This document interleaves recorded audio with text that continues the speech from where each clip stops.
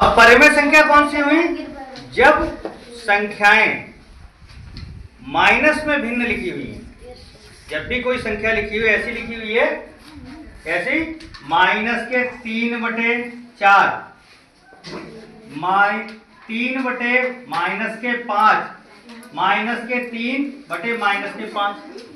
जब ऐसी भिन्न लिखी हुई है, ऐसी संख्या लिखी हुई है जिसमें माइनस आ गया, तो क्या हुआ? एक नए नाम की आवश्यकता हुई, है ना?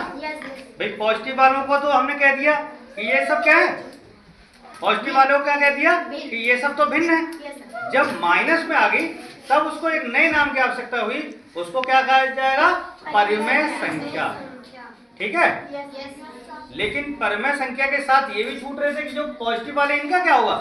तो ये कह दिया गया इस प्रकार की कोई भी संख्या लिखी हुई है, चाहे माइनस पॉजिटिव हो चाहे नेगेटिव हो, चाहे पॉजिटिव हो चाहे नेगेटिव हो, सभी को हम क्या कहेंगे? परिमेय संख्या कहेंगे। लेकिन केवल उसमें जो q का मान है, जो हर का मान है, वो 0 नहीं होना चाहिए। धनात्मक संख्याएं जो अंश बटे हर के रूप में लिखी थी वो सब क्या हो गई? भिन्न हो गई।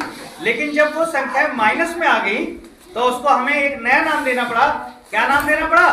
परिमेय संख्या।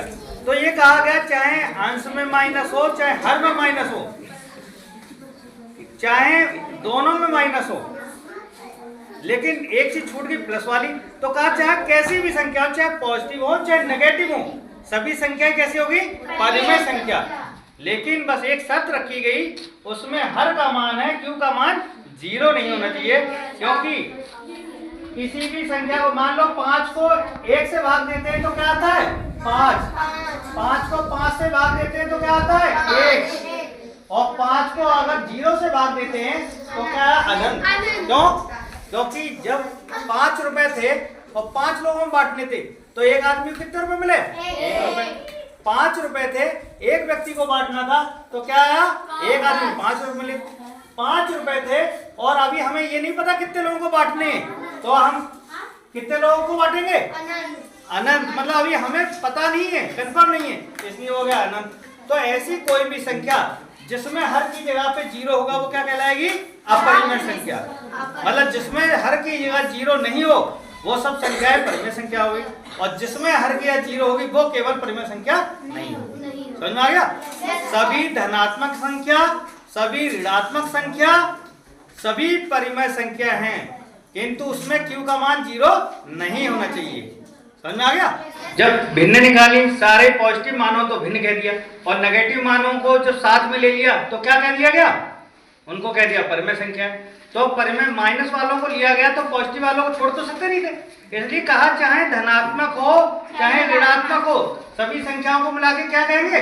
परिमेय संख्या कहेंगे। लेकिन वहां पे हर का मान क्या? 0 नहीं होना चाहिए। तो हम ये कह सकते हैं सभी भिन्न परिमेय संख्या होंगी, लेकिन सभी परिमेय संख्या भिन्न नहीं हो सकती। याद रहेगा? भिन्न और परिमेय संख्या में अंतर समझ में आ गया? केवल धनात्मक है वो क्या है? भिन्न। और चाहे धनात्मक चाहे ऋणात्मक, सबको एक टोटल नाम दे दिया गया परिमेय संख्या। आ गया? चलो ताली बजाओ।